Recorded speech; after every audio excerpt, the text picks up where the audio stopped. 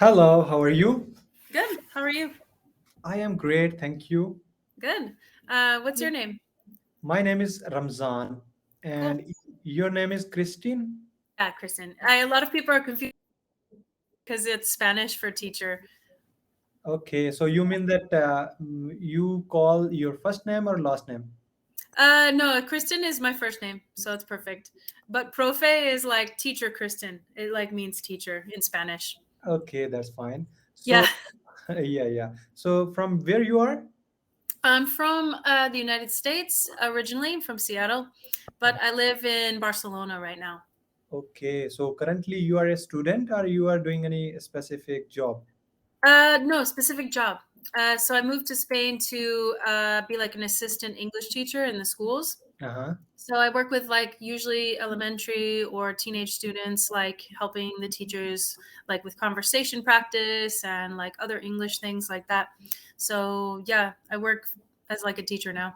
So you are only a teacher. Other than that, you don't have any other profession, right? No, not at the moment. But before I did a lot of different things. Like I was an interior designer before. Mhm. I managed an office before in the US, just kind of different types of jobs. So Okay, that's yeah. awesome. So, can you please tell me the biggest challenge for you while teaching the Mhm. childrens of teenagers? Yes. Teenagers. So I was very nervous about teaching teenagers because I started with younger students. So I Mhm. thought at first that teaching teenagers would be difficult because I thought they'd be more judgmental or they wouldn't want to learn or they'd be like, you're not cool. I only like Instagram, whatever, like teenagers.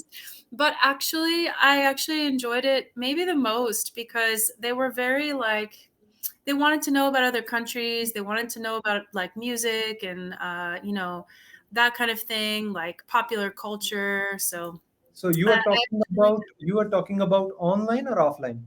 No, in person, yeah. So we taught in person all the year this year at the high school. But I worked for a language academy, and we did some online for the language academy. So yeah, it's been interesting. Yes, that's great. So you are out of from your family. I mean, you are not living with your family. No, yeah. So my family lives all in the United States, everyone. So I haven't seen them in a long time because of COVID. I meant to go back last summer, but it was impossible. But now I'm vaccinated. They're vaccinated. So I think maybe this month I can go back. I hope. Okay, so you Yeah. are with your friends, right? Yeah, yeah. So yeah, not my family right now. Okay, Yeah. that's great. So, can you please tell me that how I will get the confidence in front of so many people if I am doing any Mhm. public speaking? So you're working on public speaking. Yes, that makes sense. Sometimes it's good to be organized and, like, if you can, take notes or practice. Mm-hmm. One thing that I do when I have to do Spanish speaking or like presenting or videos Mm-hmm. is I literally just do it a few times and I practice. Like I watch, kind of record it for myself so I can see how I'm doing and then make adjustments to what I'm trying to speak. So that's one way you can practice. Another way is maybe you could ask friends, like in smaller groups, like 6 people, 8 people, and try it out on them, something like that. That would be another option. But also in Cambly, a lot of instructors or teachers will ask you, okay, do you have a presentation? You can try it on me, so you can try and see if you get nervous or need some help. So So yes, that's great. So, your English is your native language, right?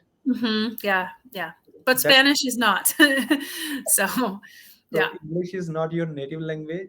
no, It English is is. Yeah. your native language, so that's why you don't have any problem with that. So you are Yeah, not learning any rules for speaking English, right? exactly. Yeah. So it was kind of, well, I was still nervous presenting in front of students sometimes. Like I still get a little nervous. Maybe I don't know the topic as well, or I haven't prepared as much as I want. Mhm. But you kind of get used to it. Like the more you do it, the easier it is. So you can kind of go, okay, I'm sorry, I'm a little sleepy today, guys. Like I needed a little more coffee this morning. And then they kind of laugh and then you keep going.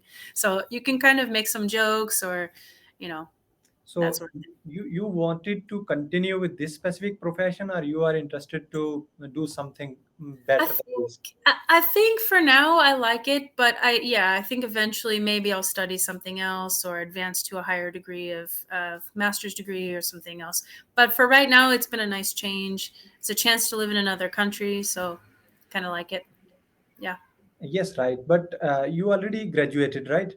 Yeah, from yeah, university. So I just didn't continue with design, but maybe I'll go back to it. You never know.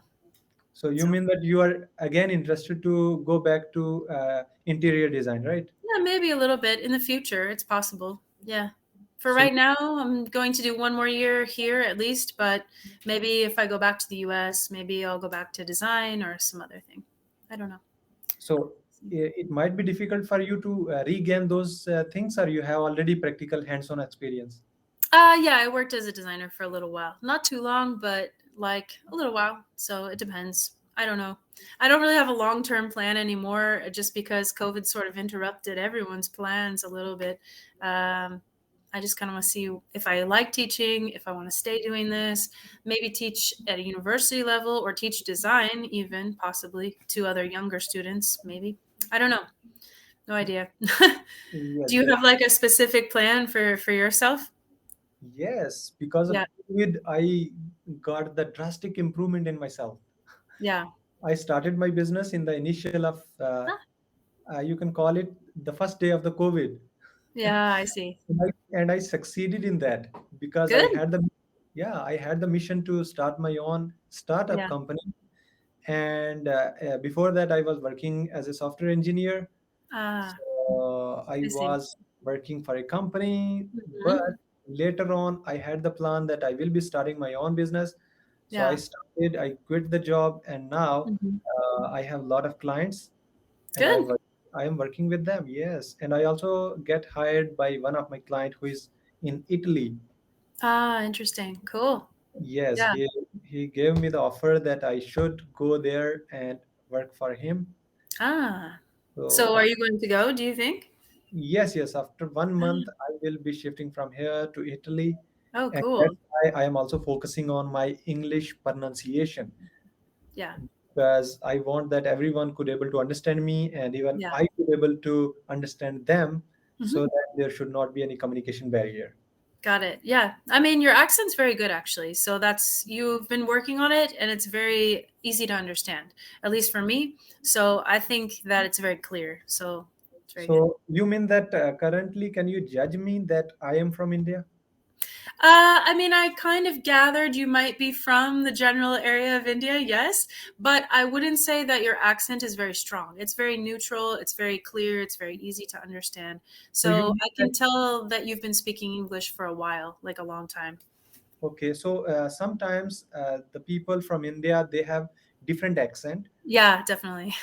So you Yeah. can think that I have the same accent, like I am like like an Indian Not from. the same, but like I would say that well, a lot of Indians moved to the United States. So a Uh, lot of them have lived in the US for 10 or 20 or 30 years. And so I would say you have an accent that's more like someone who's lived abroad already.